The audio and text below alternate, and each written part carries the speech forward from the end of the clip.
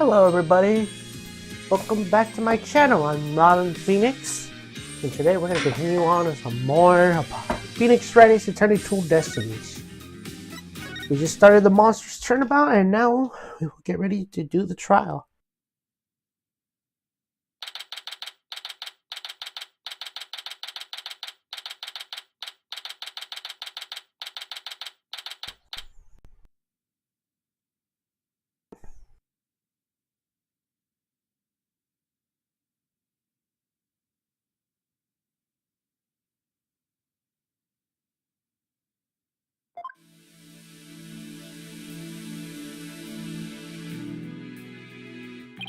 You okay, Tina? You've been really antsy since we got here. I'm just excited. This is my first real court case after all. Yeah, a real ball of excitement she is. I know just what she needs. Athena! Yeah! Didn't you ever learn about indoor and outdoor voices?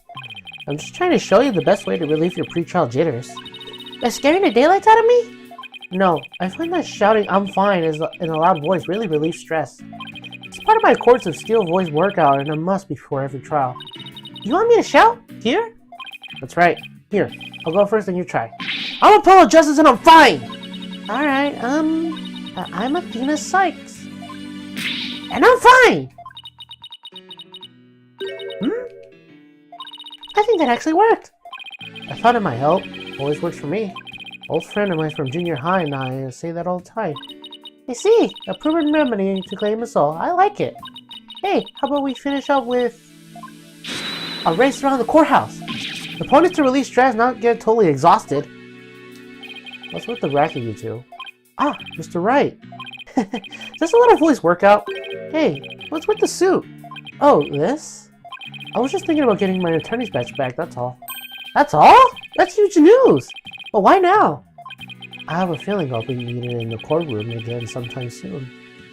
But we can talk about that another time. No fair. Inquiring minds must to know. Wow. I'm so used to him in his usual laid-back clothes. That suit makes him look like $1 million. By the way, have you heard about the prosecutor assigned to this case? Yeah, he's serving time, but before that he was a prosecutor. He's also used psychology. That's right. I heard the rumors about how he was back before his conviction. Using the power of suggestion, he could make even the most stalwart defendants confess. Psychology in the courtroom? I've been hearing a lot about that lately. So, he must be a pretty scary guy, considering he's a prison inmate and all. So they say. He also say he'll cut you down if you talk too much. Ah! I knew he's gonna be bad news. It's probably just hyperbole. At least I hope for your sake. Wait, so it is true or not? Let's just say you need conscience and choose your words carefully. If you like to keep that head of yours attached to the rest of your body, that is. Yikes! Better turn on my Courts of Steel too. So are you all ready? It might be a good idea to check the court record again before stepping into the ring. Right, Mr. Wright, but I'm fine. I'll be watching from the gallery. Good luck. Thanks! Okay, let's do this! The odds of pulling this off is ridiculously low, but that's nothing new. Believe in our client. Seek the truth. That's all we can do. Hang in there, Mayor Tenma. Here comes justice.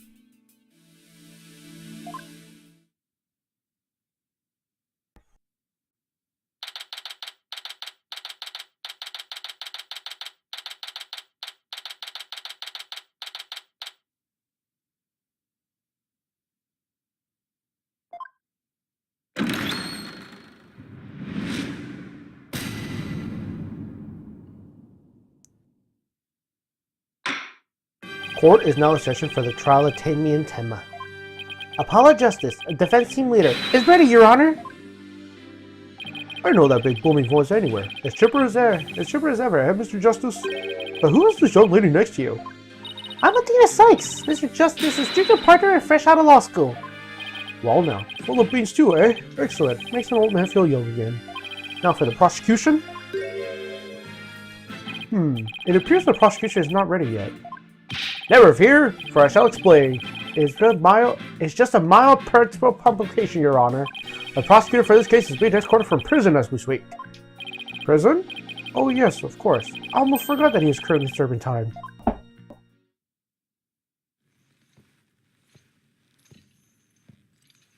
Yup, Prosecutor Blackwell's an inmate.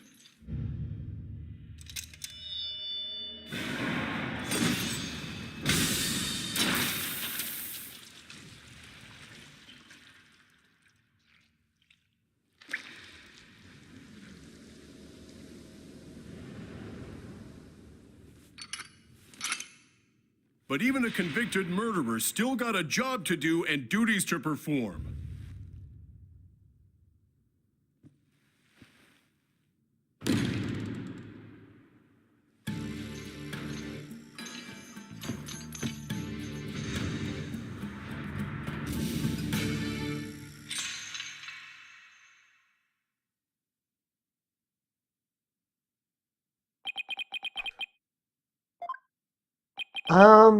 Who's that with the back to us over there?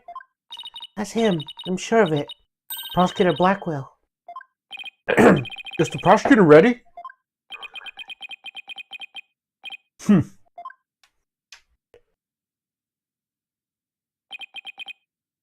Enough jabbering. Get on with it already. Of course, forgive me. I don't know the people related to this case so scary. Very well, Prosecutor Blackwell, your opening statement if you please. What's the matter? Must be continued to fit a wait time like this. It is right here in the indictment. An opening statement would be pointless. Pointless? Well... Looks like the cat, or in this case the prosecutor, has the judge's tongue. But, we need an opening statement as an overview of the case in hand. Well then, your boldness. If it's so very important, why don't you do the honors?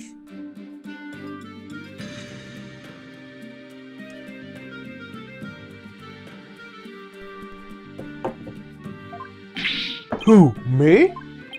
There's a term for people who whine and fuss about how they need silly, useless things. And then decide they no longer want them once it's theirs. It's selfish old fool. Huh?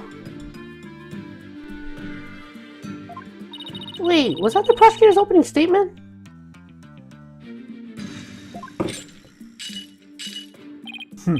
Old dullards such as you are a plague upon the young. I pity your poor grandchildren, or is it great-grandchildren? All these years, I thought an opening statement was a prosecutor's job. But I suppose I could give it a try. Must be a nice change of pace. What? He actually fell for that? That must have been the power of suggestion Mr. Wright was talking about. The opening statement, huh? Let's see here. The victim was one Rex QB, an alderman of Ninetails Vale, and the defendant Damien Temba, his mayor of the Temba town, is accused of his murder. And why, pray tell, was the mayor arrested? His prints were on the murder weapon. Plus, he had a motive in the elimination of the biggest roadblock in a manipulative merger. The caretaker and the secretary, other potential suspects, both have alibis. And his daughter, who was in the victim area at the time of the incident, has no motive. So, in a nutshell, I have to say the charges against the defendant are inconceivable. Bravo, your baldness. Your years of experience shine bright like your head. Flooding will get you everywhere. Who's playing Simon Says with the judge? Moving right along now. Let's hear from the first witness for today, Detective Fulbright. Witness, please state your name and occupation. I am the detective assigned to this case. Bobby Fulbright! Oh, and I'll be keeping tabs on old Blackwell here. I also heard you were providing protection if it ever came to that. It would seem that I have been sorely underestimated. Wait, who's protecting who from what? Still, I truly believe anyone could turn their life around, even old Blackwell here. Fulbright, save your platitudes for funerals. Get on with your statement. Ha ha ha! That's the spirit! Justice must be swift and true. I see it in your eyes. There is hope for your rehabilitation and return to society. I will never give up on you. Prosecutor Clarkwood doesn't seem to imitate Detective Fulbright. Well, you know what they say, ignorance is bliss. Oh? So that's why Detective Fulbright was assigned to Blackwell? He's so oblivious. No, let's hear your first statement, Detective Fulbright. You got it, but first I'd like to say to the defense that justice will ultimately prevail.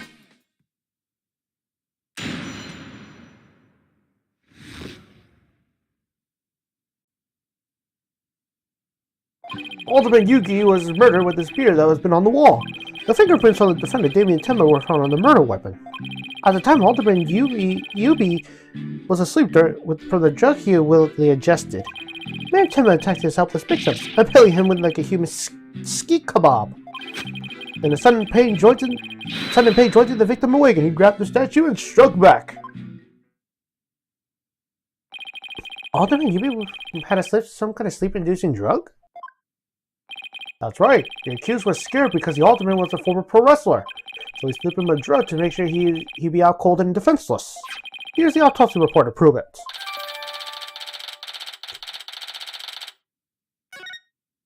And the victim managed to attack his attacker despite being impaled by a spear?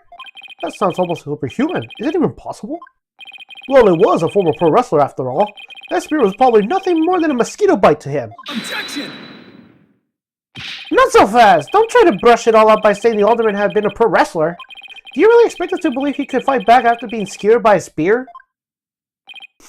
Never heard of the incredible feats of which a man is capable in a pinch, have you?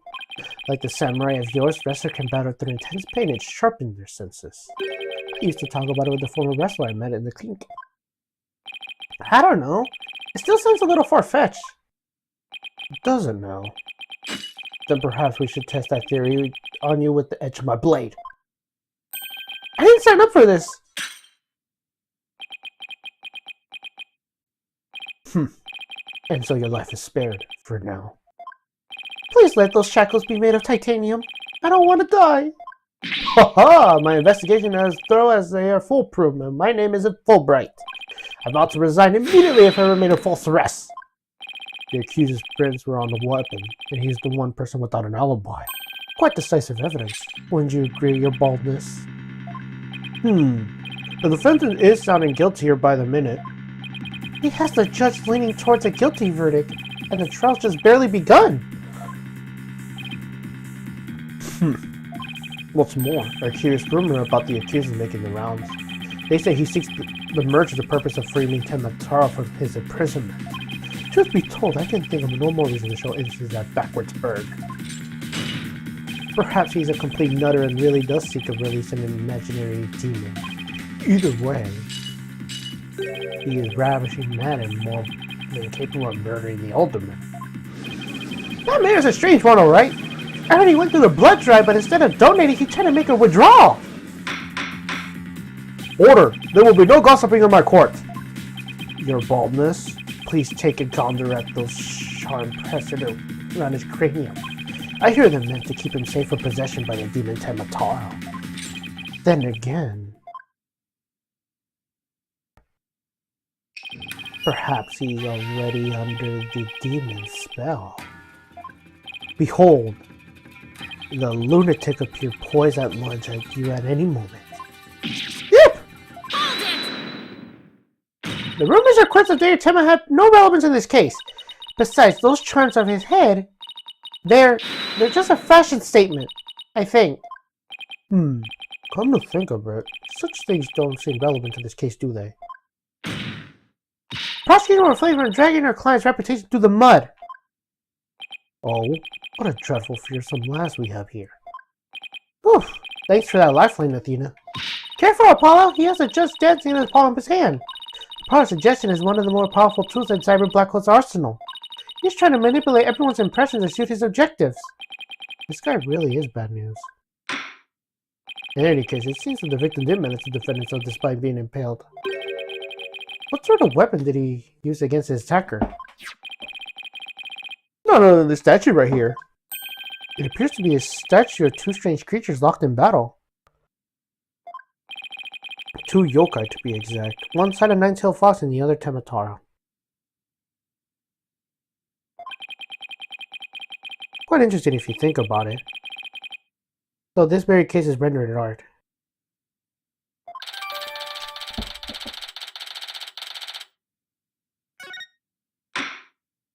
Mr. Justice, you may proceed with your cross-examination.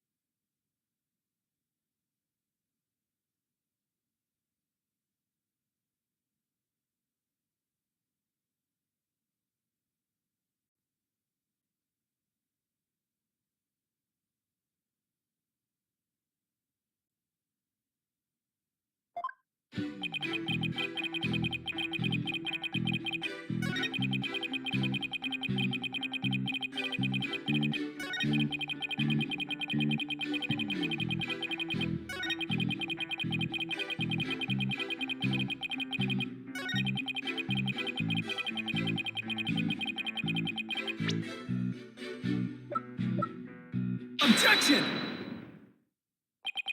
Did the alderman really strike the mayor?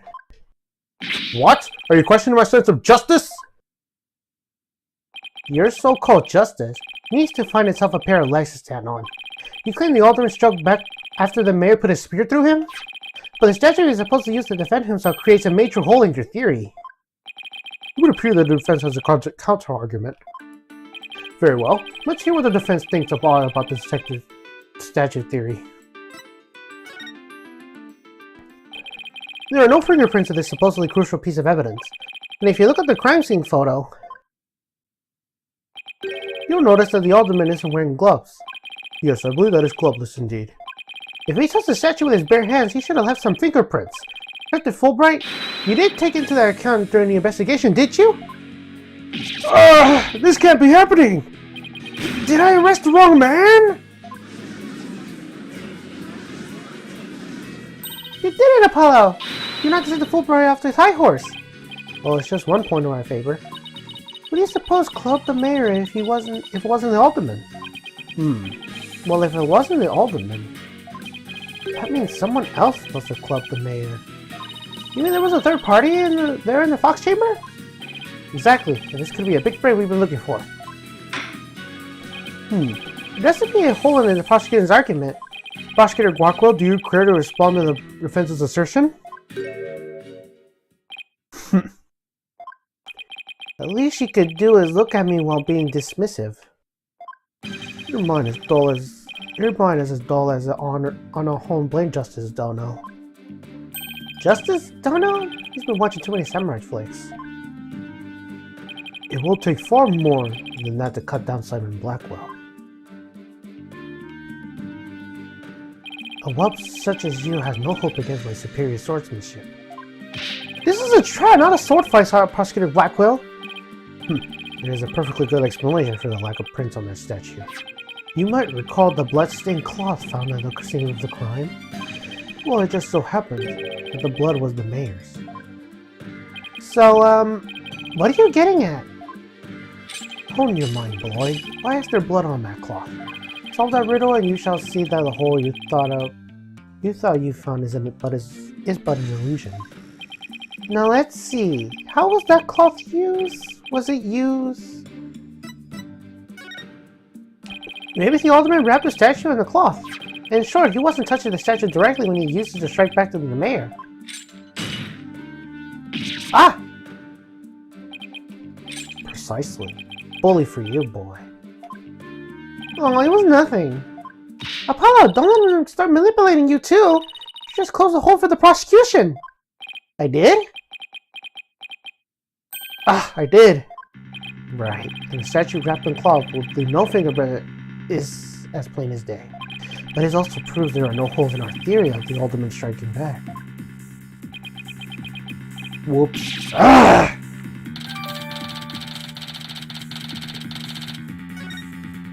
Now you see how dull your mind is. I'll make sure to sharpen it next time. A particularly frightened inmate once told me that. He always tenderly held his blade before he went to work, like the samurai of the north. Samurai? More like a homicidical maniac to me. Actually, He was working in a prison kitchen at the time. Wait, so he's an inmate? Was a murdering samurai prison chef? It would seem that the victim and his killer were the only ones there after all. I was kinda attached to that hole. Now what? Apollo, I just thought of something. If they didn't find anyone's fingerprints on the statue, who's to say someone other than the alderman didn't hit the mayor with it? Why didn't I think of that? Anyone could have not left prints on it. Then who, pray tell, struck the mayor with that statue? Please, illuminate us with the wisdom, young lady. There's only one answer! The real killer! Prove the existence of this real killer, then. What evidence have you? I'll give you evidence, alright. Athena, are you sure about this? To borrow your words, Apollo, I'm fine. Take a look at this. Black feathers and tracks allegedly from the yokai were found on the scene. I believe they're from the third party who struck the mayor with that statue. Is the defense really suggesting some sort of monster killed the alderman? That's exactly what I'm suggesting! Objection! No, Athena! You just lost what little credibility we have left. Ah! Sorry. Guess I got carried away. Mr. Justice, we're not no time to deal with objections between members of the defense. Sorry, Your Honor. It's just, this kid's still, well, a kid. Oh, Chimini, I'm reporting this to Mr. Wright. So, does this courtroom believe the feathers and tracks are from the yokai, as you put it? No, Your Honor. I believe they are a fabrication. The real killer wants us to believe some sort of monster murdered the alderman. Interesting. And why do you suppose the killer would do that? Why indeed? Mr. Justice, you seem as new to this as your partner is. Ouch. This I'm not reporting to Mr. Wright. Hoy, Fulbright. Explain to his baldness what the brats are missing. You know, the who and why behind the feathers and tracks. What? You mean you can explain all that? Ha ha ha! Our investigation process is without equal. I'm starting to think I chose the wrong profession. Very well. Let's hear about the so-called yokai feathers and tracks.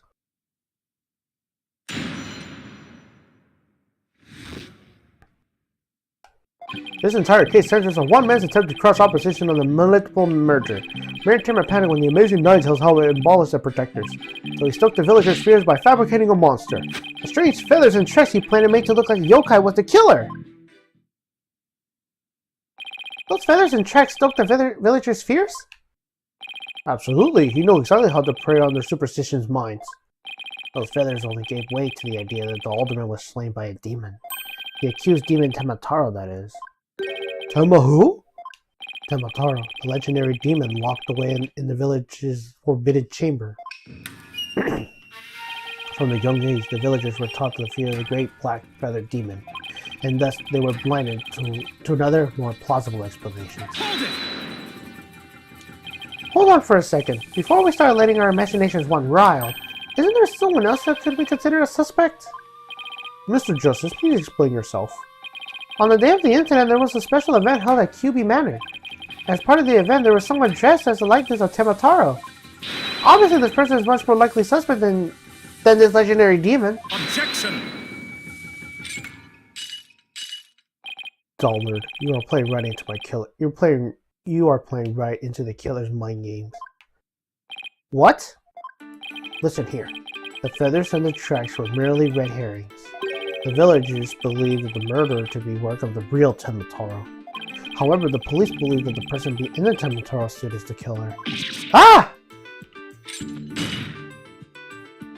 The defendant sought to sow this confusion in order to deflect blame away from himself. However, he was knocked unconscious by the alderman, and thus our mentally defiant mayor was caught red-handed at the scene of the crime. Objection! Do you honestly believe Mayor Timmer would do something so stupid? Objection! The evidence speaks for itself, Fulbright. Right! It was the mayor's last-ditch effort to stop the opposition before things got crazy. The Amazing Ninetales was feeling both the yokai's craze and the anti-merger movement. Plus, he's one of the better-knowing mass wrestlers and the whole town's favorite. That's why the mayor panicked and set out to the path of injustice. But how do people in Ninetales Vale really believe that yokai is behind the crime? Yokai sightings are the everyday event here, so I wouldn't be surprised if they did. I must say, a crime that prays about innocent, impeccable minds. Just so, a particularly sober-tongued inmate once had the following words to me.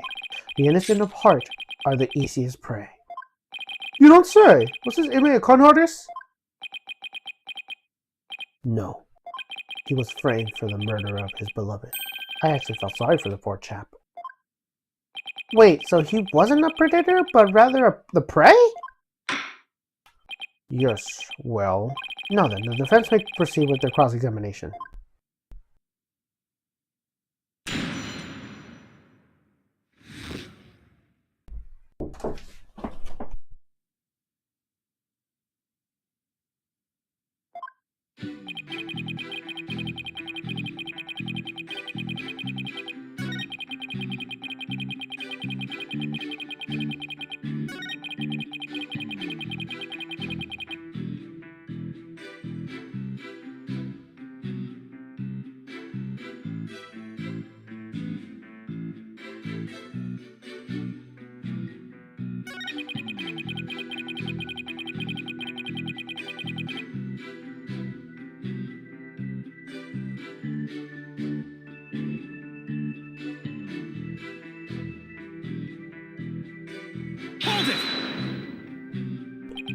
But it doesn't add up. So what if you say it's true, then why top it up with murder? What do you mean? You claim that our client planted the yokai evidence to stoke the villagers' fears. If so, then why not stop there? Why murder Alderman Yubi? Excellent point. It is, isn't it? So Your Honor agrees that there was no reason for the murder, correct? Objection! Perhaps the killing was a spur of the moment. You're saying it wasn't premeditated? From the outset, I have no intention of paying heed to any of your babbles. However, the fact is, the mayor made a startling discovery. A startling discovery? Why don't I like the sound of that? Alderman Yubi's secret identity. Apollo, I think Prosecutor Buckwell has figured out the Alderman's secret identity. But even if he has, why wouldn't it be a motive for the mayor to commit murder? This is not good. This patch of fur was discovered at the crime scene. It's from the mask worn by the amazing Ninetales. Therefore, I can conclude that the mask was at the crime scene. Oh my! What would it have been there? The victim was a former pro wrestler and a member of the anti-merger movement. Need I say more? Well,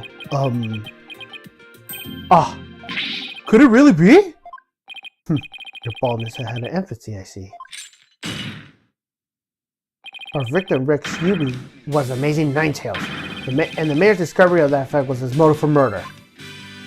No!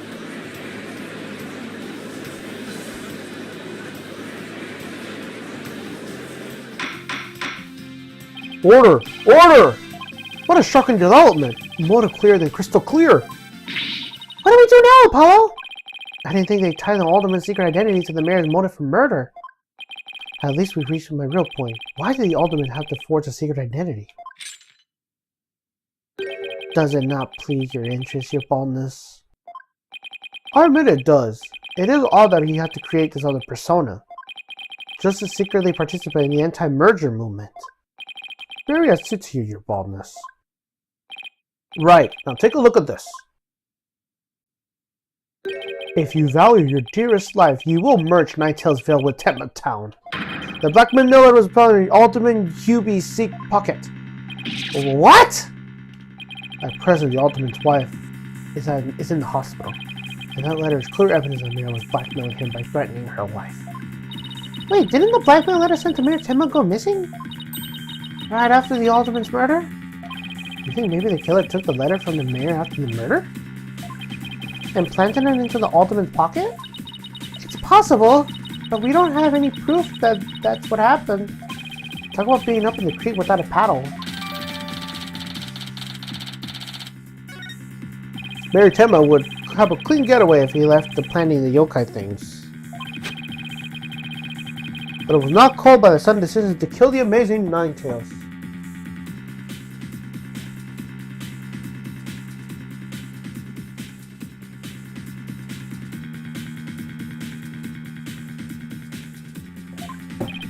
well, it was the amazing Ninetales counterattack to have brought the entire crime to light. Wait a sec. Fulbright's claiming that the mayor killed the alderman after planting the yokai evidence. But the mayor was knocked out cold immediately after that.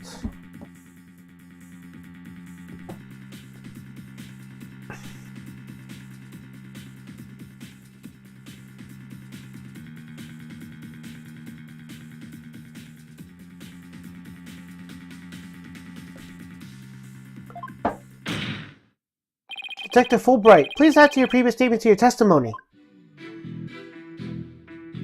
Mayor Temma killed the sleeping alderman after planting the feathers and tracks. Objection!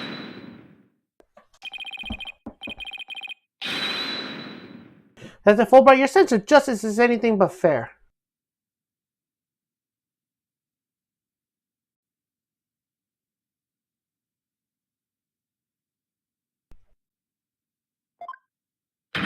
What's this? You dare question my justice again? Yes, and I'm going to prove it to you. Take a look at this photo. This is the crime scene photo. But just what does it prove? It proves when the feathers and tracks were planted. But I already told you they were planted before the murder. The defendant planted the yokai evidence and then knocked out while killing his victim. But that would be impossible. If you look right here, it's clearly when the feathers and tracks were left at the scene. Take that! Are you just pointing to the yokai's feathers and tracks, Mr. Justice? Yes. See how the feathers are on top of the blood? And the tracks are made in blood? In other words, the yokai evidence could have only resulted after the murder. Then the mayor must have planted the evidence before killing the alderman. But you said it yourself, the mayor had been knocked unconscious thereafter. There would have been no time for him to plant any evidence at all. Therefore, there must be somebody else besides the mayor and the alderman at the crime scene. Ah, there must be some mistake!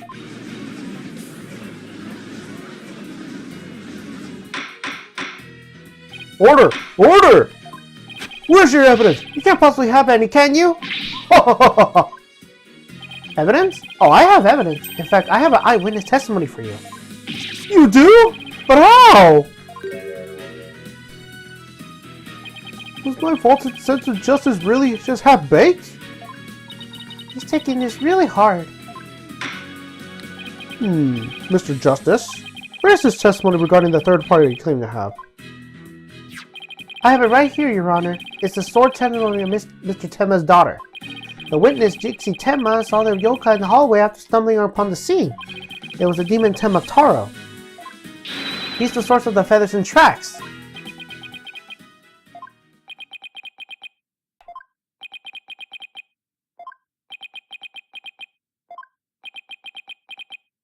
Will somebody please say something? The defense will explain to the court exactly what he means.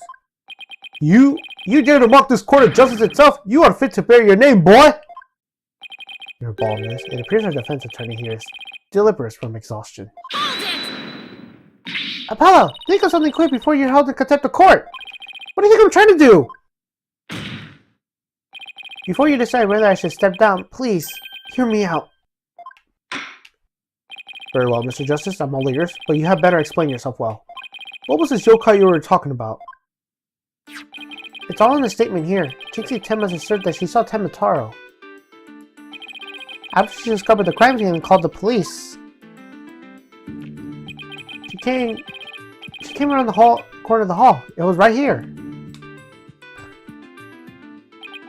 That she saw Temma Taro fleeing towards the foyer. And the defense asserts that whoever was impersonating this monster is the one who left the tracks and feathers behind, intentionally or otherwise. What? How incredibly unjust! Why haven't I heard about this before? The defense has proved there was someone else. The man wasn't killed. It was a setup. The prosecutor's convicted villain, after all. Apollo, the momentum has shifted to our favor. Good. Let's keep it that way.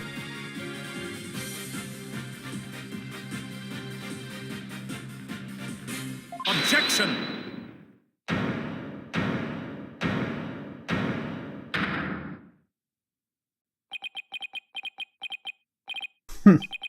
Little do you realize that though you are in the midst of the fray, your sword is broken. My sword? I didn't know I have one to break. Are you implying there's a problem with my claim?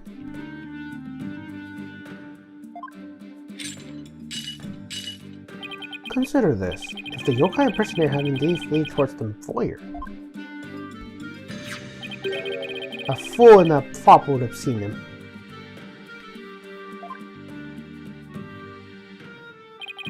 Fool and Pop? Oh, you mean Fitch and the bell. Now that you mention it.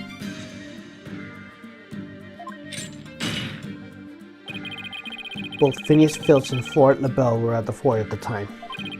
But they haven't stated they saw the yokai, have they? Did they consider the yokai was or a figment of a scared little girl's imagination? Ugh! Why didn't these two DC Turnabout Fascinator pass by?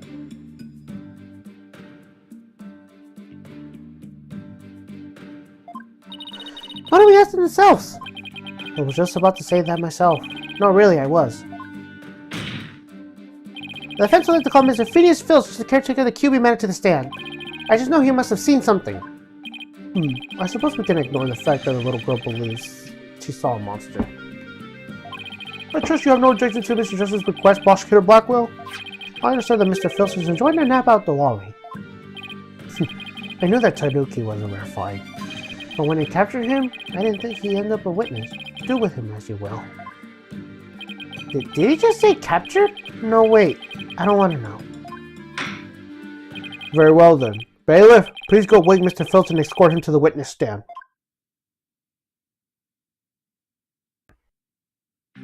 Will the witness state his name and occupation, please? The name's Filch, Phineas Filch, caretaker QB Manor. Oh, and this is for you, your lordship. Just a little something I thought you might like. Oh my, what a fabulous pair of shoes. And your honor will do just fine, Mr. Filch. Ha, it's those shoes again. Don't they belong to Detective Fulbright? Don't tell me Filch stole them again. They're all yours, your honorship, sure. What? But they seem awfully expensive. Yep, too expensive for me, but I reckon they'd be perfect for someone like your honorship. It's a kind gesture, but legal antics dictate I can't accept such gift. Oh, ethics metrics. Just take them if you want them. Polish them up real nice for you, too. I'm sorry about the shoes, Mr. Filch, but I will accept your testimony. The court will like to hear whether you saw Tematara in the foyer after the murder.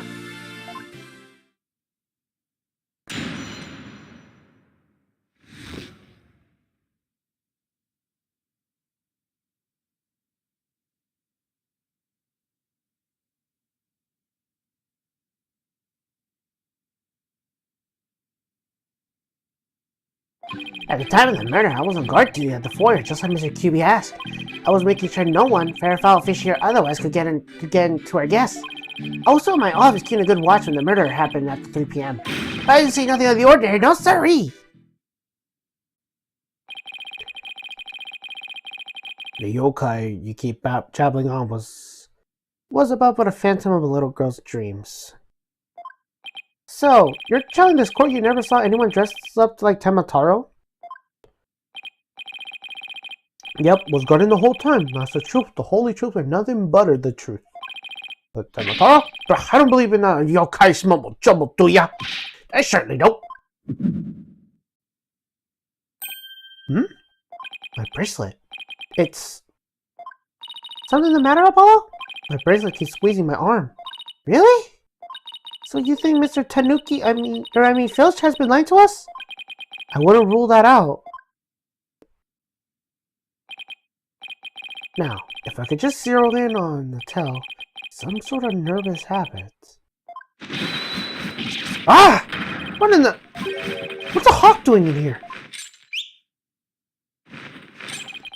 Allow me to introduce my trusty cohort, Taka.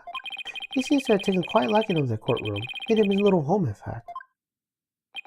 He doesn't live with you? You know, in jail? Who ever heard of a courthouse bird?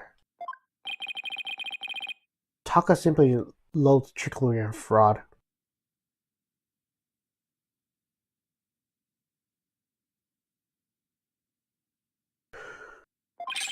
And the queer power of yours seems to have offended my dear bosom buzzard. This isn't some sort of trick or... Ugh! Won't be able to squat with like this. What the heck? What the heck's going on around here? Run for the hills! No pets or other animals allowed in the courtroom. Somebody help! Oh, you really have a bit of a sport. He won't harm you, save when truly Flemish.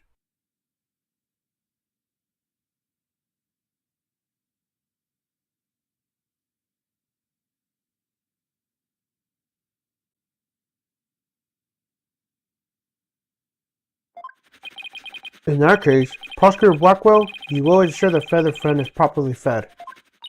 Looks like we have to do this the old-fashioned way. We'll be fine, I think.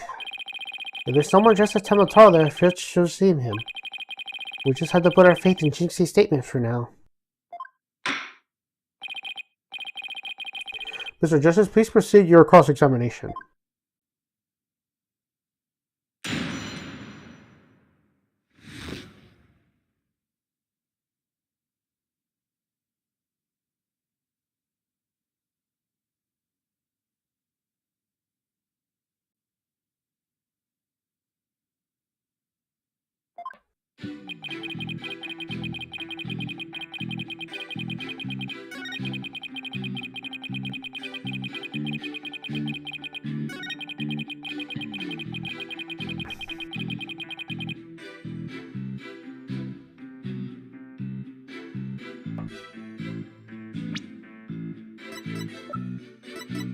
Objection!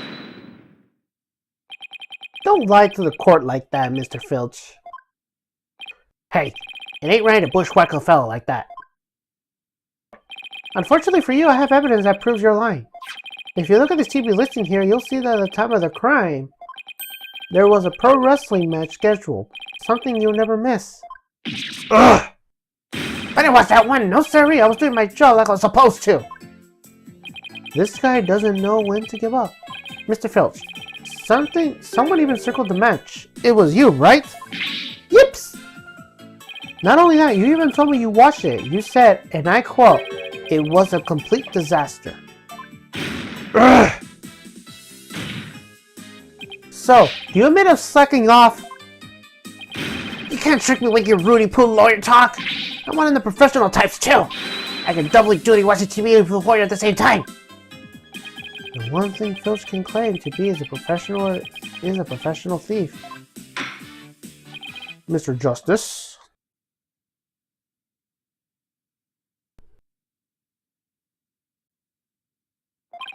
You have this court believe the witness was sucking off? That's correct.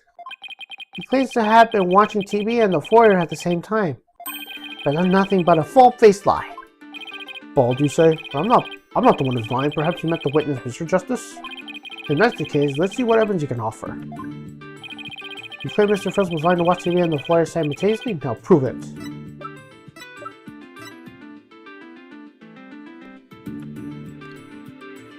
Take that! Please take a look at the direction the TV is facing in this diagram. Now, unless Mr. Filch has eyes where his right ear should be, I think it would be impossible to watch the foyer entrance and the TV at the same time. Well, yeah, someone watching TV couldn't possibly see the entrance. Exactly, and that means Mr. Filch, you were sucking off and not watching the foyer as you claim. Yips! The bag's out of the cut. I mean, the other way around.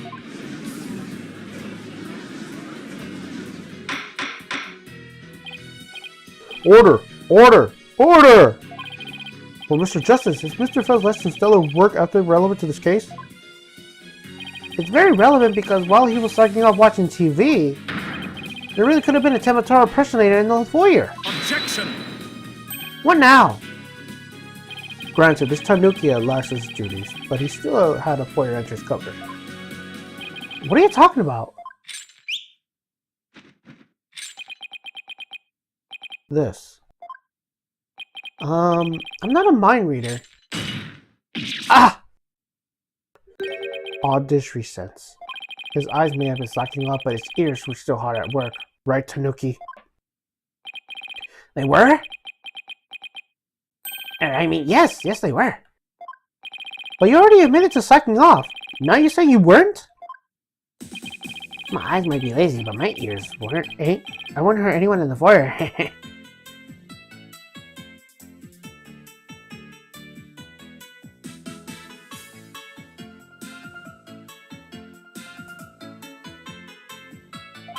You see, the foyer floors and stairway get all squeaky when someone walks on. Creak, creak, creak, loud enough to wake the dead, I reckon. So, you're saying you didn't hear anybody walk by? Yep, my ears were working full time, so who's the liar now, you no good slicer? A lying thing calling me a slicer. This has to be a low point of my fledgling career. Gotta hand it to you, Mr. Blackwell, sir. You got rid of something else. You don't miss a thing, and them bags under your eyes, they're darker than mine. Fair warning, Mr. Phillips, Taka is particularly fond of tanuki. Should you lie to this court again, you may suddenly find yourself in on the menu. Yipes! Please don't hit me, Mr. Taka, sir! The witness will henceforth testify truthfully under penalty of painful bird attacks. And with that in mind, the court requests that the witness revise his testimony accordingly.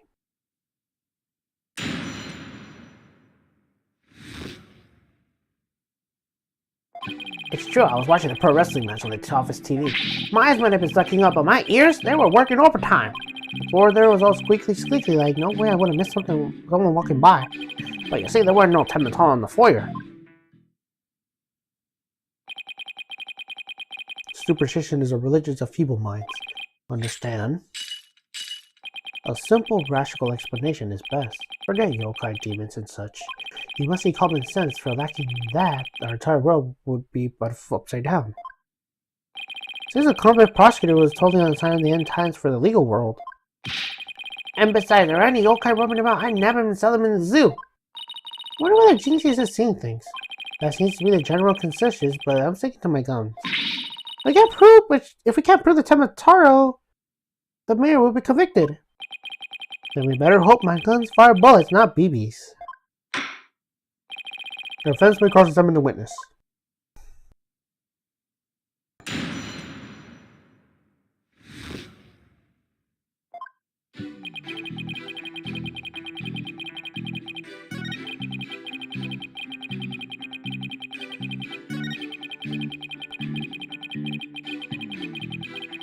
Hold it! So you have pretty good ears, Mr. Filch? As good as they come, I say. Ain't nothing to hear but squeaky clicky for. Plus that Temataro may sound when it goes by like a jingle jangle. Jingle jangle? How does he do that? It's a staff of his. That's what jingle jangles.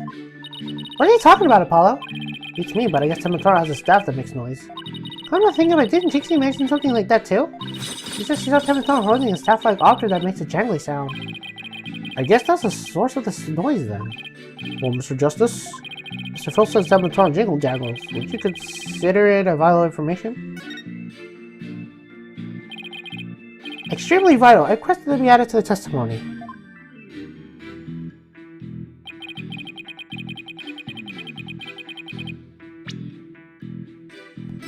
Objection! Temataro's staff will make a jangly sound, you say? Well, I'm going to say that your story doesn't add up. Is there something the defense would like to share with the court? Mr. Phillips, you say you didn't see Temataro on the day of the incident. Why then do you assume that it's not that Temataro will be holding a staff?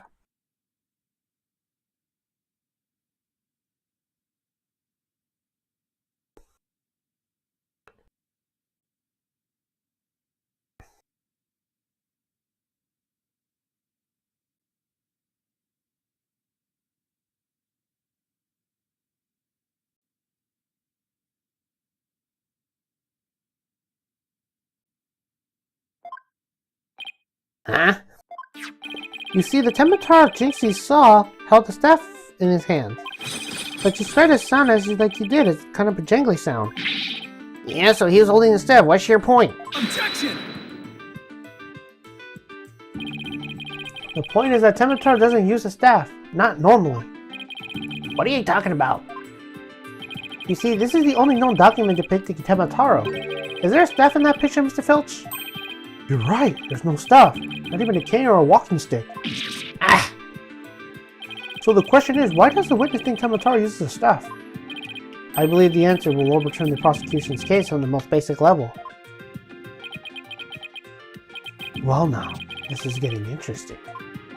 Alright, Mr. Justice, it's time to show the court where you're going with this. Please tell the court why Mr. Phelps believes Tamataro carries the stuff. Mr. Phelps actually saw Tamataro right after the crime occurred. That's the only way he could possibly know about the stuff.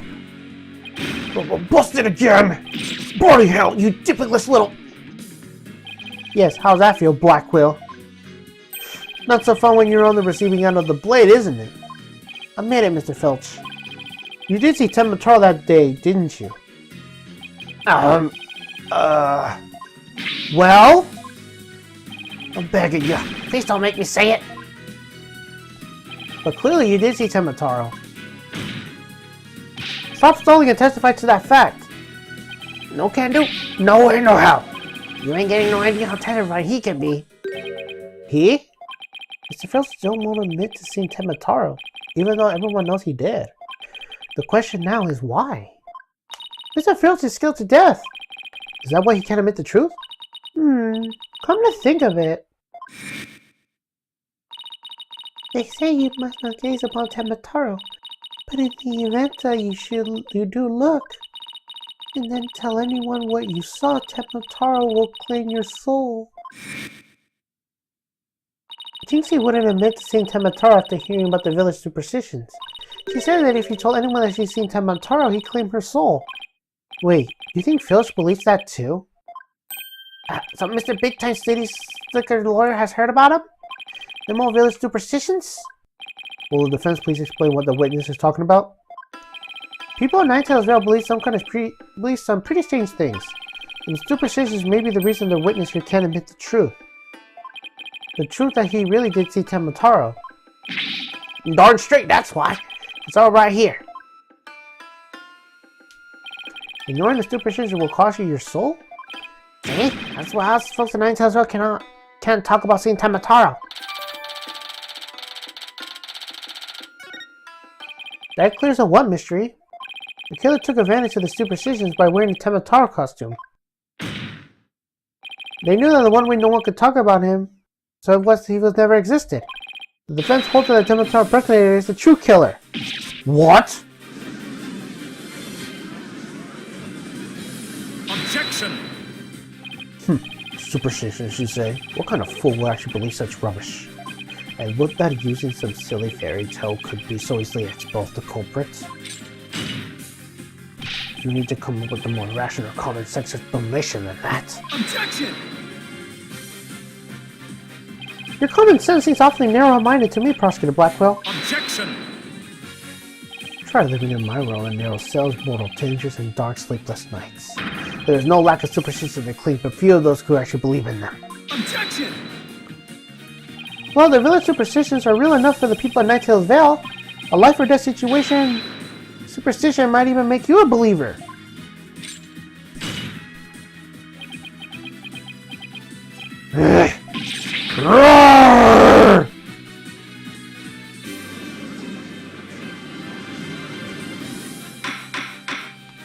Order!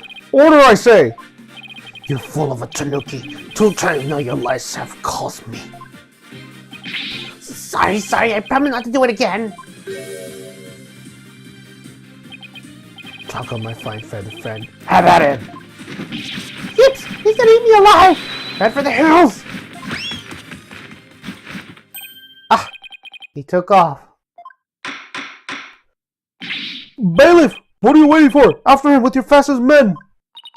That's certainly not something you see every day.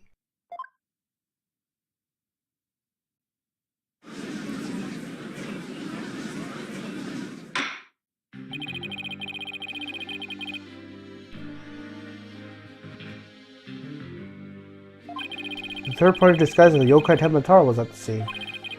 And now we have 2 witnesses who can attest to that fact. Any objections, Prosecutor Blackwell?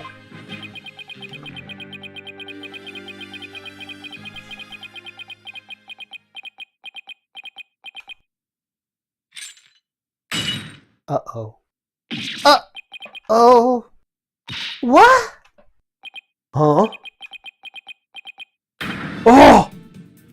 His shackles! I'm too young to die!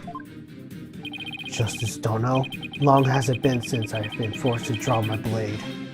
You had best say your prayers. Ugh!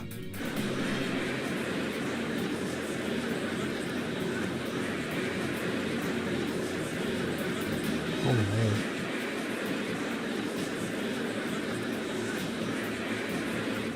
Detective, do something! Ha ha ha! Have no fear, Fulbright is here. When the going gets tough, the champion of justice gets going. Objection! Then get going already before he kills us! Oh, but I stated all I'm in Blackwell for resistance to justice to set him free. Objection! Objection! I object to Fulbright's definitions of justice! Silence!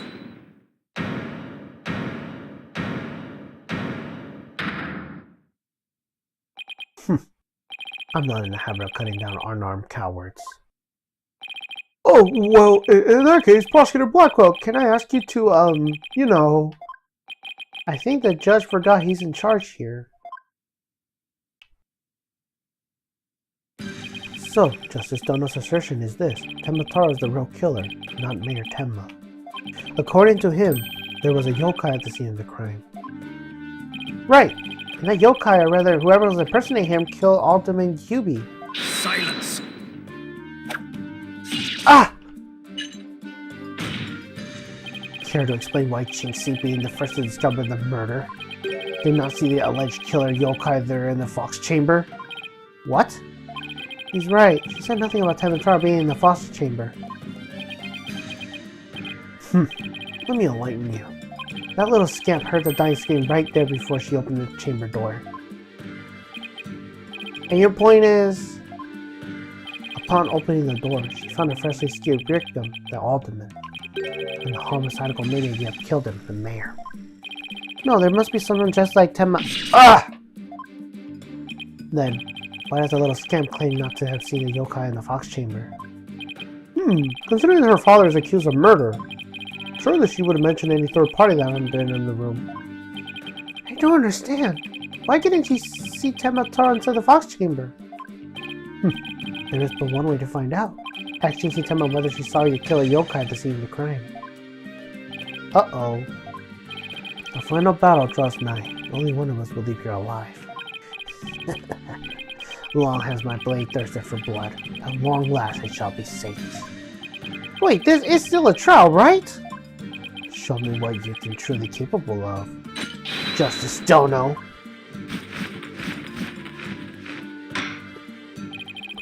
Very well then. Both parties no doubt have some time to regroup. The court will take a 10-minute recess in order to... Ugh! 3 minutes.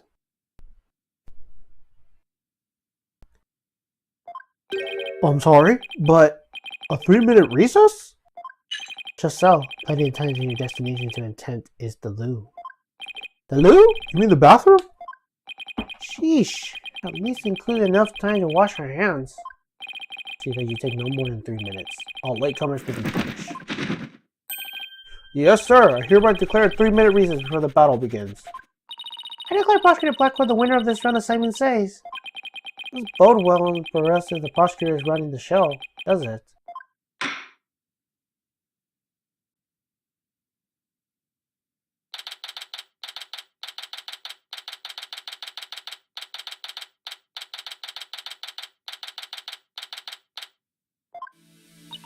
He busted out his shackles.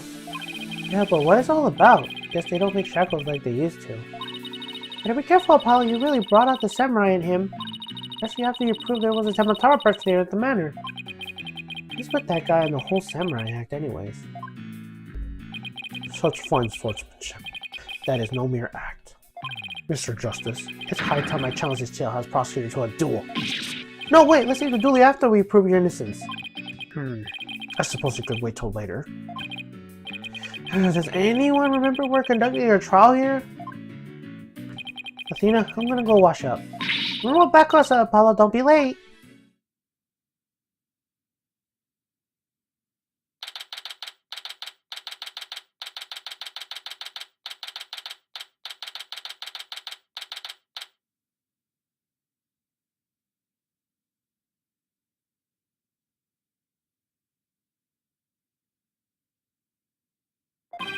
No, then I believe our next witness is Miss Chixie Tema, Mayor Cupid Manor. I believe we can proceed now, if the witness is ready, that is. Naughty-Han, leader of the 100 demons, he really does exist! Wow, that's one well-polished tray. The witness will show her face while in court, and her testimony will be admissible. What is it, my child? Be gone, nerdy Hoyan, leader of the 100 demons. You think I'm a yokai? Well, I was once known as a judicial monster of sorts. A beast in the bar, the demon is due process, if you will. My charm has no effect. The demon of due process? Not sure I can see that one. Now, you little scamp. Yes? I trust you know why you're here. Bags! Bags? Oh, the trickery tanuki? Try that move stand, and go enjoy a big ball tanuki tail nose while you're at it. Everyone's a comedian. No, I mean your bags. The one under your eyes. You must have trouble sleeping. Here, this charm will keep Azukari at bay. Wait. Azukari? The yokai that watches Azuki beats? The one thing you need washing will be your father's neck before I take his head clean off. Azukari often keeps people up at night with the noise he makes of washing beans. But if you stick his charm on your forehead, you won't hear it anymore. Is that so? Well, thank you. Looks like Prosecutor Blackwell's got more than he bargained for. They're bad enough alone, but together those two are just plain creepy. Your testimony, if you please, Miss Temma. Specifically whether or not you saw Tementar when you discovered the crime scene.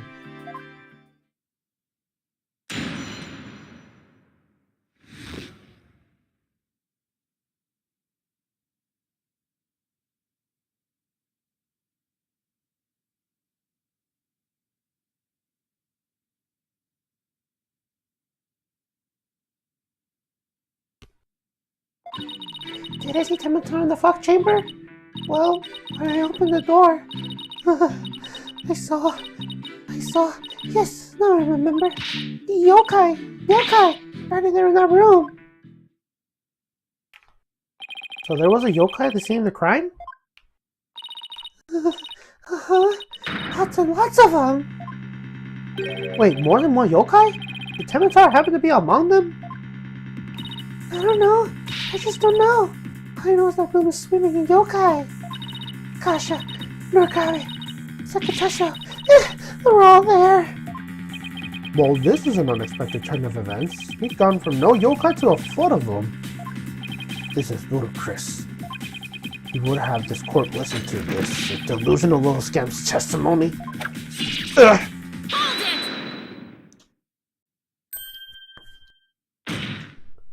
Your Honor, I believe her memory is simply clouded by fear. But a quick therapy session should ease her mind. With the court's permission, of course. What a fabulous idea. Please proceed, Miss Sykes. You sure you know what you're doing, Athena? It's obviously not herself. Trauma discovering her that crime scene. Her fear of testifying have her dazed and confused, a regular ball of confusion. An analytical psychology-based approach should be able to help. Any objections, Prosecutor Blackwell? Shall we let Miss Sykes proceed? It makes no difference to me. Do as you will, but I doubt we shall get any visible testimony. Should be better served by bearing witness to the sword skills I forged in a distant land. I'll show you.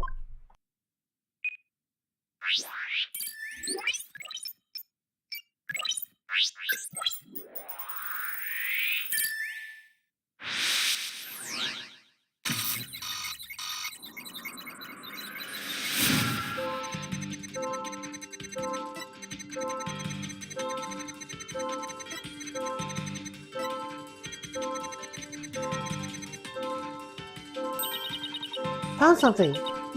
Looks like an out-of-control emotion. Athena, what exactly are we looking at here? Oh, this? It's one of Witch's functions. Right there, you can see images and emotions extracted from the witness's voice. Whoa, you mean that little thing could do all this? Pretty cool, huh? Even I thought it was just some kid's toy. Unfortunately, what I'm getting at is overflow error right now. See how sad it's brightly lit there on the bottom left? She's under the uncontrollable amount of distress, which is masking her other emotions. It seems her sheer terror of the experience had made her a confused mess. So all those yokai she thinks she saw are the product of rapid emotions? Yes, that's right. Her fear has stolen her hallucinations and false memories. She's seeing normal everyday objects as monsters in her mind. It's a form of schizophrenic hallucination brought by emotional trauma. And the trauma in Jinxie's case is fear. But she was and still is seeing ordinary objects as yokai. We'll have to find the root cause of her extreme fears before I can treat it. Now let's see. Apollo, can you point out the yokai on the Wheel of Fire? It seems particularly terrified of that one. Started by pressing probe L. This points to what's causing Jinxie's out-of-control emotion. Finally, let probe again X to try and get to the heart of the matter. Okay, let's give this a try.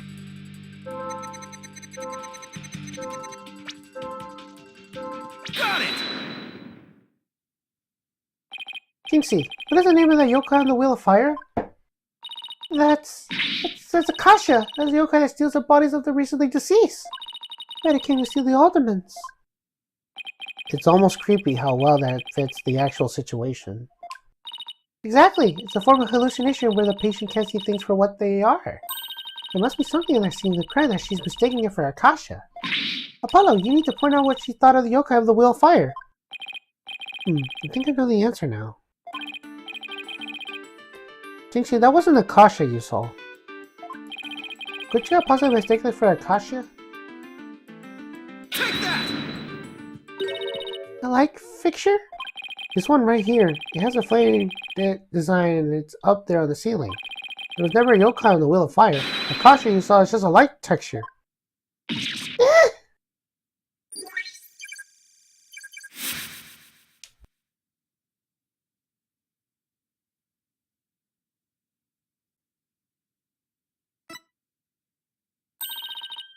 That's one memory back to normal. Nice job.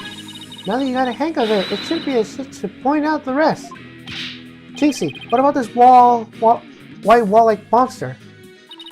That's Nunakabe. It's a wall monster that blocks your way and leads you astray. That's not yokai, Jinxie. It's a folding screen. And the raccoon dog isn't a tanuki monster. It's just a statue of one. And look, these are just coffee mugs. And this right here is nothing more than a fox statue. I don't know what I was thinking.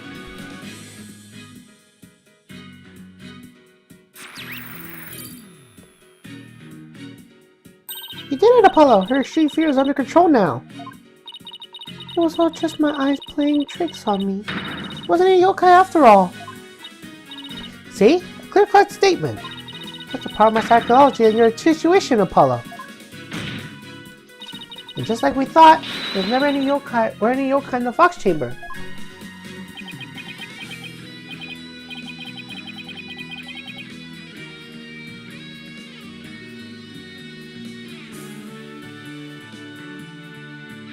Right, there's never any yokai there.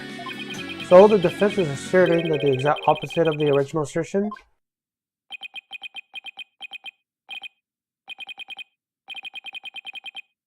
Wait, Jinxie, what about Tamataro?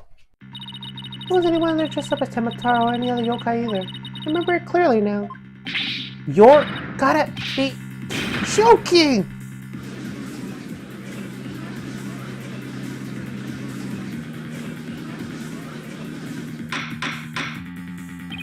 Order in the court. I think we just dug our own grave. Allow me to push you in. It's the least I can do. No! Apollo, can I interrupt your freak out for just a minute? I'm still picking up some noise. An unexpected emotion. I mean, Gigi hasn't remembered everything yet. Exactly. We should be able to get something else out of her. On to the new information we haven't read the update.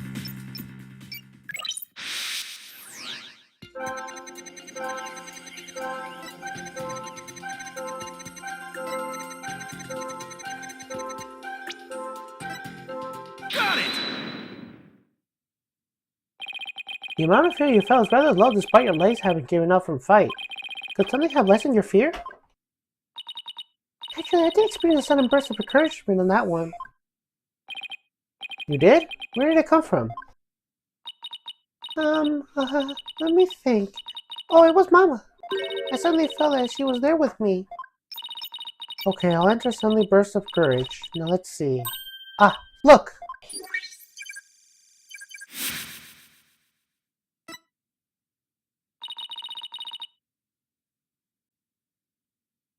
Apollo, the noise is all gone. You need to remember everything now.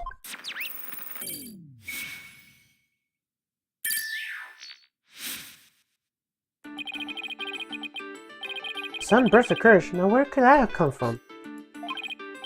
Jinxie, was there something that gave you a sudden burst of courage? Yes, there was. But I realized I had done something naughty when I thought about it later. Any ideas what have Jinxie given that courage? Well, there's one piece of evidence that comes to mind. I wonder if she saw something like I didn't see in the crime. Jinxie, did your sudden burst of courage have anything to do with this? Jinxie, you didn't happen to see a Ninetales flower in the scene, did you? Ah, the Demon Lord strikes again! I can't hide anything from you. I found a small case with a picture of the Ninetales flower in it. I liked it so much I kept it. You what? Can't remove evidence from the crime scene. That's right, young lady. Removing evidence is a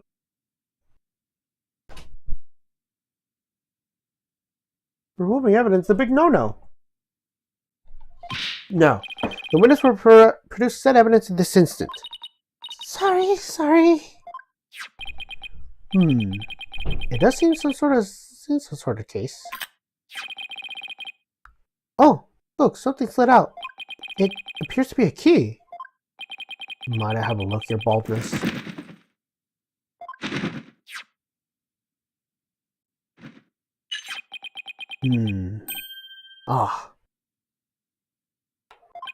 This is none other than the master key to QB Manor. Are you certain of this, Prosecutor Blackwell? Imagine the serial number of the key that went missing after the murder. A master key? That went missing? Why do I like the sound of that? Our little scamp here has stumbled upon an article of unimaginable consequence. That's a little melodramatic, don't you think? Read these words and I shall say them once. The sole key to the Fox Chamber has been in Little Scamp's possession.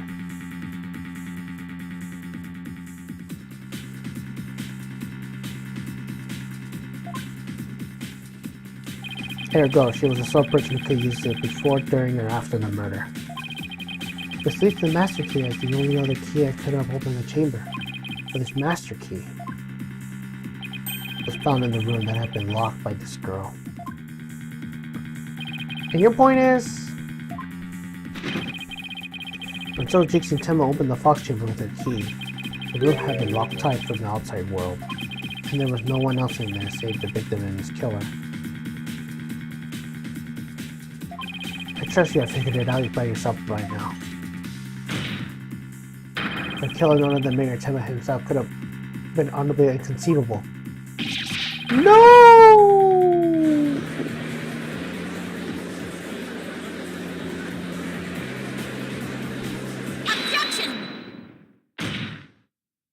How could this happen? Ugh! The defense assistant will refrain from growling her frustrations. Athena, are you alright? I know Mary Tenma's innocent, but there's nothing we can do! It sucks! Psych, Dono. Allow me to put you out of your misery. Can I decline your offer? Abandon your client and your misplaced faith in him. Let the relief from your clear head and a clear conscience come rushing in. That will make the inevitable guilty verdict far easier to accept. Great, now he's playing Simon Says with us. Well, he's not going to fool us with his stupid mind games. Athena, don't fall for his tricks. Now I'm the one who's dazed and confused. I can't even think straight. Hey, are you alright? She fell right to his trap. No, I suggest you made a mad dash from this courtroom and into the wild blue yonder. Only by running shall your mind be clear and your conscience cleansed. Alright, I'll be back in 10. Objection! Stay with me, Athena. Don't let yourself be twisted by the samurai. Hello? Mr. Justice? I hear the word objection, but what is it you're objecting to? Huh? Alright. That objection was more of a reflex than anything else. Though I was hoping something would come to me while I was trying to stop Athena. The court is waiting, Mr. Justice, though as it stands now, I'll be forced to declare your client guilty of your legal skills suspect if this is it. Now, do you have anything that could overturn the prosecution's case?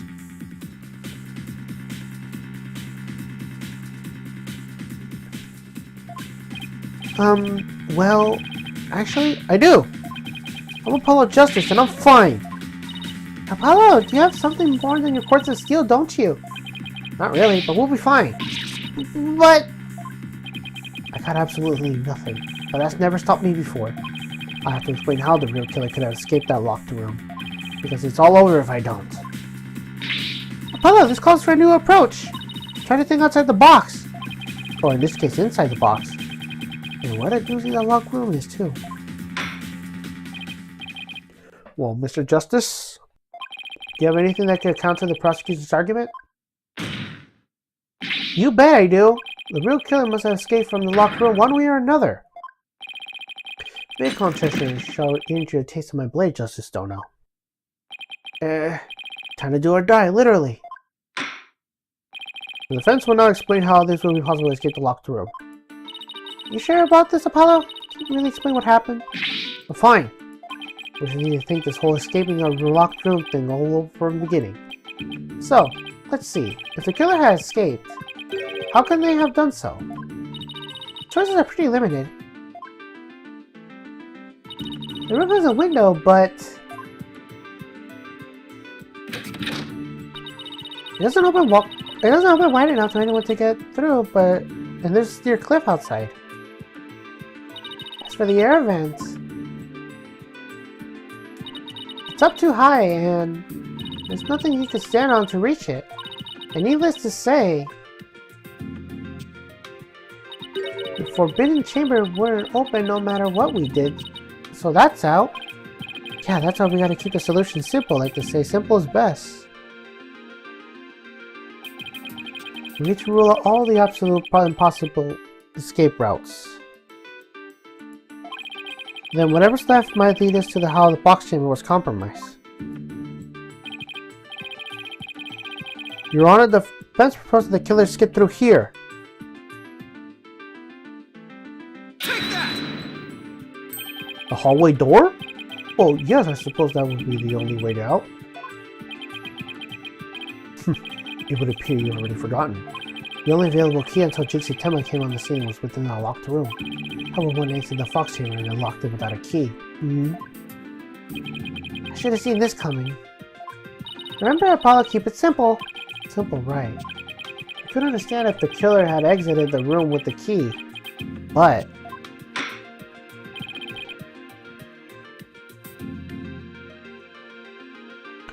well, Mr. Justice, the prosecutor has some fine Japanese steel waiting unless you explain yourself quickly. I'm fine. I can explain myself.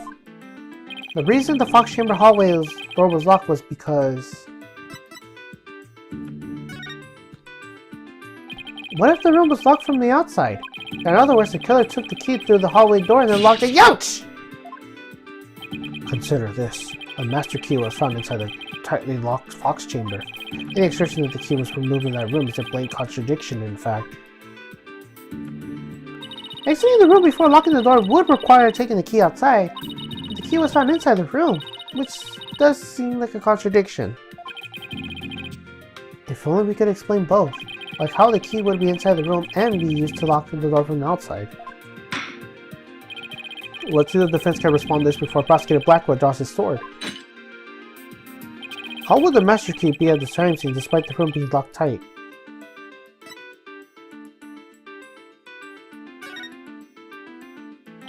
What if someone threw it into the room from outside, you know, something like going out of the hallway door, lock the room, and then toss the key back in through the window? That would explain how the master key would be inside the locked room. And where will you throw it from? There is a cliff outside the Fox Chamber window.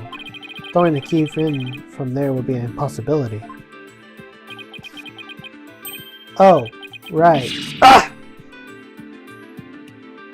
I wonder if the key could have been tossed from somewhere other than the window. Somewhere other than the window? Did the key have been tossed through the here to somewhere other than the window? Take that! The air vent? Yes. The window may be out of the question, but the air vent's not. Oh, that's right. The Fox Chamber's air duct leads into the hallway. That's right. The real killer entered the air duct from the vent outside the Fox Chamber. Then dropped the key into the room through the vent inside the chamber.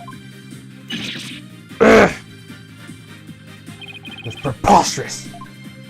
Ooh, that explains how the key got in there after it was used to lock the door perfectly.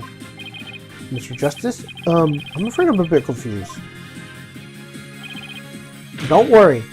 I'll explain it so even Your Honor can understand. First, the real killer disguised as Temotaro murdered the alderman in the Fox Chamber.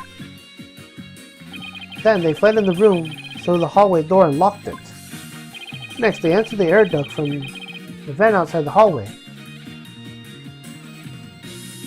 Finally, the killer tossed the key into the room through the air vent in the ceiling there. All I had to do after that was to go back to the air duct in the fleeing manner. Well, Your Honor, could that be any clearer? Amazing. Even I follow that. The judge seems pretty pleased. That explains everything. The real killer was someone dressed up as Temotaro. And that's someone else other than the mayor and the alderman in that room. Hey, that looks like that lawyer has been the jailbird prosecutor. Wow, that was a total turnabout. That massive forehead here seems so much more attractive now. Order! Order! Order, I say! Now I prove your possible third party, I don't see how the client could be guilty. Silence! A valid effort, Justice Tono, but your final thrust missed its mark. Huh? Both that little scamp and his trickly tanuki saw the yokai after I left the room. But then what? Did that irksome yokai simply go through the foyer, waltz right out the door? That's exactly what happened. The killer fled from the yacht! But that is impossible, without being spotted by a foyer security camera, that is. The electric eye would have been capturing the pesky little yokai trying to escape. However, there is no sign of Temotaro anywhere in the security footage. What? Save for the foyer entrance, there is no other way to flee the manor, is there? I don't feel so good. Wait, I believe there's another way to escape besides the foyer entrance. There's a large window in the foyer. It's possible to escape through there without being seen by the security camera. Hey, you're right. Silence! Must I point out every crucial detail to the defense? It seems you lack not only brains but investigative process to boot. That is the cliff side of the manor. The only killer escaping that way would have been a dead one. No! Wait, so the killer didn't escape out of the foyer window? What the heck, Wright? Ha! I suppose your next proposal is the killer sprouted wings and flew into the sunset. That would mean the killer really was a yokai. If only we had some sort of evidence that could point out to the flying killer. Who's saying we don't? As complete far-fetched as it might be. What? You're saying we can prove the killer could fly?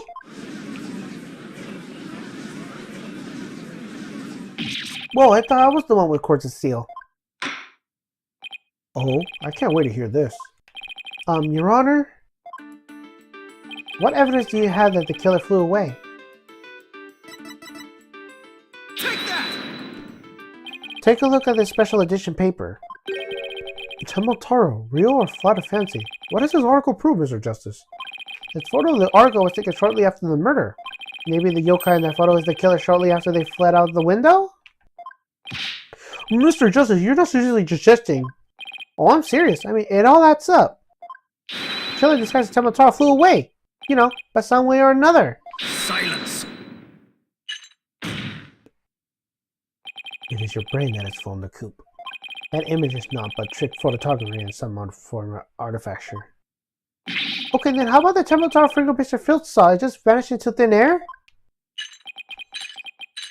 No, there is a rational, not common sense explanation for that. That infernal yokai that trickly Tanuki witness never reached the entrance. He, or should I say she, turned back into the camera's electric eye. She? Only where this is going one bit. No, the fact that we know the yokai has come from the Fox Chamber means that there was likely either Mayor Damien Tenma and his daughter JC Tenma. However, we know that Mayor Tenma was already unconscious by the time. Not good. Not good at all. Do you understand the gravity of the situation now, Justice Dono? The falsified yokai remnants and the appearance of Temotaro were the work of one individual. And that individual was none other than Chixie Tenma.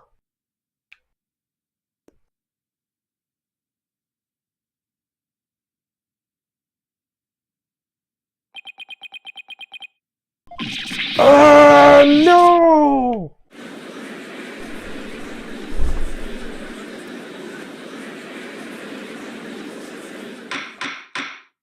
Order! Order! The fence will start competing for the greatest freakout ever! The little scamp was, no doubt, simply trying to protect her father. And it's no wonder that her superstitious mind conjured up this mad masquerade. Prosecutor Blackwell's assertion makes perfect sense to me. It's far more convincing than saying that the killer escaped by flying out the window. Did you truly believe this could end any other way? Did we fall right to his trap? What do we do now, Apollo? Our case no longer stands aside without a real yokai, if only we have one. Bailiff, seize her. It is time I interrogated her with a samurai of your wood.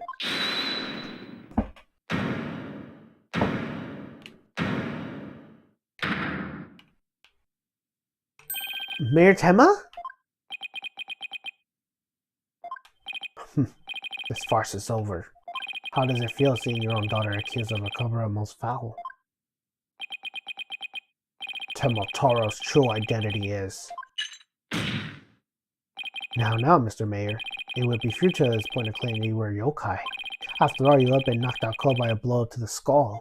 Slipping into yokai costume and roaming around the mariner would be all but impossible. Consider this well.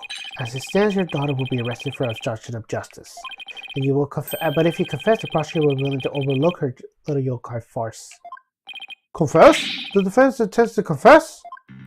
Wait! Hello! Prosecutor Blackwell's up to his mind games again. Mayor Tenma, no! Don't fall for his twisted words! Being sent away for murder, thinks you will be left all alone. The real killer is... Mayor Tenma's going to confess unless we do something. But I can't prove how the real killer could have flown away.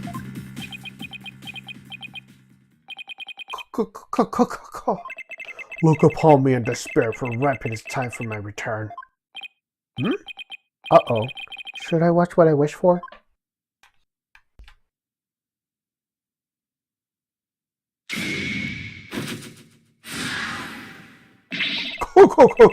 Foolish mortals! I am Temotaro, the yokai you seek. Mayor Tenma? Silence! I am Temotaro, flee from the bonds binding me to the forbidden chamber. Behold the return of the Demon King! What the...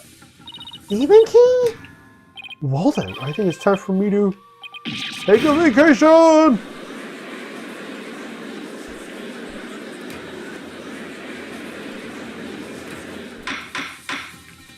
The witness will... he will explain himself. Are you saying you're Temataro, the yokai we've been chasing this whole time? Indeed, it is our Temataro, the ones whom you seek, come to reveal the truth. This childish Temataro, you say? Ha! What nonsense! So, Mayor Tenma, he's a yokai now? His body is now mine. So you're saying that Mayor Tenma is being possessed by you? And that the yokai that Jiggy Tenma and Phineas Filch saw is the one captured in the newspaper photo? Those were all you? The accused power of these warning charges prevent me from revealing my true form.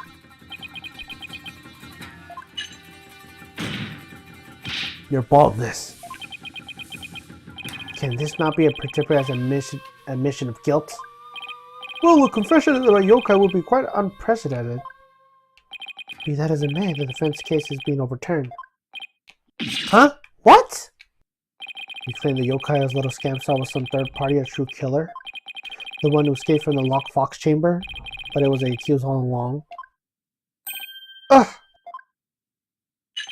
Ironic, is it not? Yokai turned out to be real in the matter of speaking. For the ultimate killer is none other than Mayor Tenma. And the yokai at the scene? That too was Mayor Tenma, or should I say, our dear Temataro. The pieces have all fallen into place. I'll still Prosecutor Blackwell. Seems I must spell it out for you. Mayor Tenma killed the alderman in the fox chamber, which was locked by the time. He then removed the warning charge from the forbidden chamber door. But then fell unconscious to the blow the alderman had blown in his head. And that's when his daughter Jitsi Timur stumbled at the scene of the crime. The little scamp fled in terror whereupon the spirit of Temataro, freed at last from the ward's charmed warding effect, took possession of the mayor. The newly fled Temataro then flees to the fox chamber. So you see, the yokai Jiggy Temataro was her father possessed by Temataro. Objection! But when we arrived at the scene, the mayor was found unconscious. How's that possible? He's supposed to be flown out the foyer window. Then what? You saying that the maid of QB man Jiggy Temataro was Temataro? Oh. Ugh! That too is easily explained. Flew about the time that I persisted try as made for the Forbidden Chamber.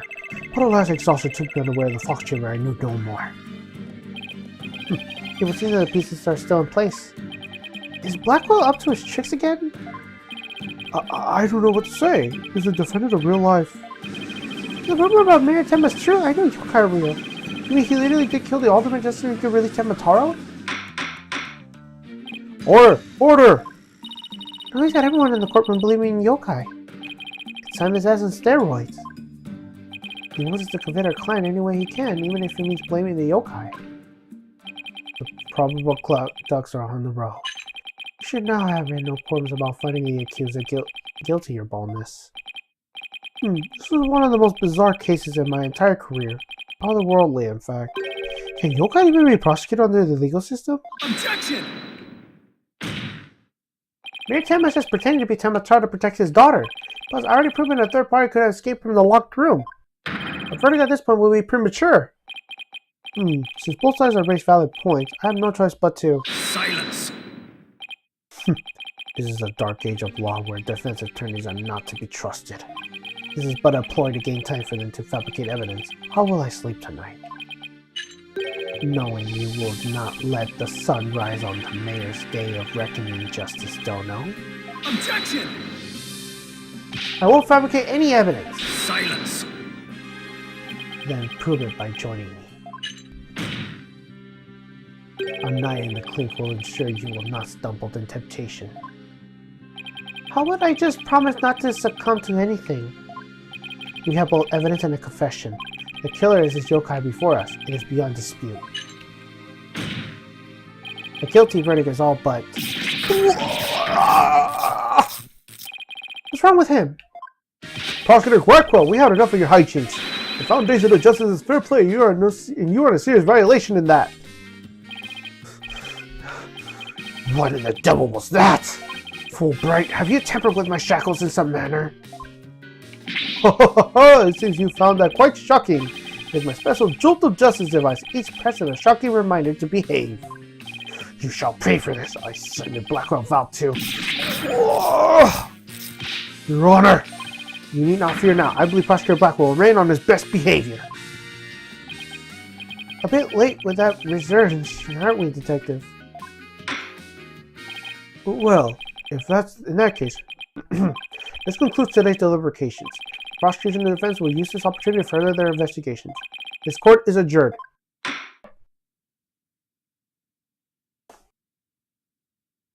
Alright, and this is where we're going to end it here for tonight.